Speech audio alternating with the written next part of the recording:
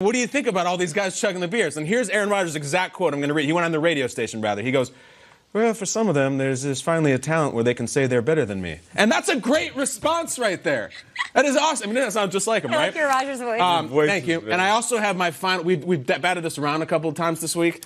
Who, if of all the remaining 32 starting quarterbacks, you think would be on your beer chugging team? I got my final answers. You've done some thinking? I did some research. Okay, I looked into the guys who were Greek, and I don't mean they're from the islands. I mean they're in fraternities in college. My guys, I'm going old. My two beer chuggers, I'm going Drew Brees, Sigma Chi at Purdue. No way. And Eli, Sigma Nu at Ole Miss. You cannot survive as a frat pledge unless you can chug a beer. I would guarantee you put him in front of Brees and Eli, two Super Bowl winners, they'll put that thing down. Didn't you once tell me that Ross Tucker was the best beer chugger ever? No, on the contrary. Terrible beer he's chugger. Bad. That's why they're not made, they're born. Big guys sometimes you can chug a beer. Tucker's terrible. Oh, I thought I was going to use that to disrupt your entire research experiment. But clearly, are you a good beer chugger? I'm the Mahomes of beer chugger. Are you? Yeah. The Princeton kid? Yeah. Were you Greek? Yes. I was the fraternity president, Kay.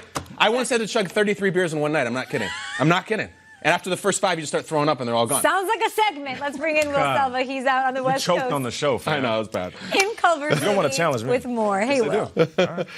Thank you, sir. May I have another? Kyle, thank you, sir. May I have another? Pat on me, Kevin Bacon.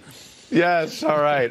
Well, the primary focus at the Browns mandatory minicamp is on wide receiver Odell Beckham Jr. and how well he meshes with quarterback Baker Mayfield. But the other developing storyline is the future of running back Duke Johnson in Cleveland. Now, of course, he made his request to be known or to be traded known to the franchise, so obviously they're well aware and have even been linked to some trade possibilities this offseason. Although nothing has materialized, he's still participating in minicamp. Johnson says he's fully prepared to be shipped somewhere else if it comes to it. Do you feel wanted now here?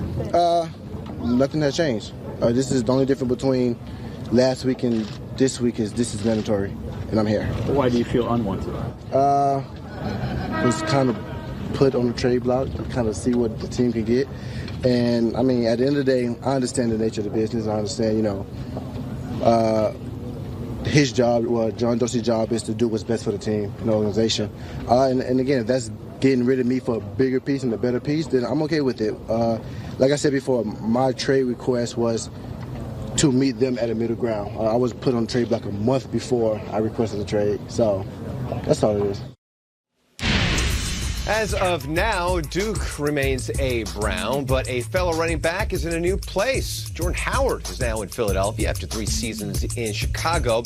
It seems like the change of scenery is suiting Howard just fine. Thank you very much. Howard says the Eagles are already allowing him to do more in the offense than he did with the Bears.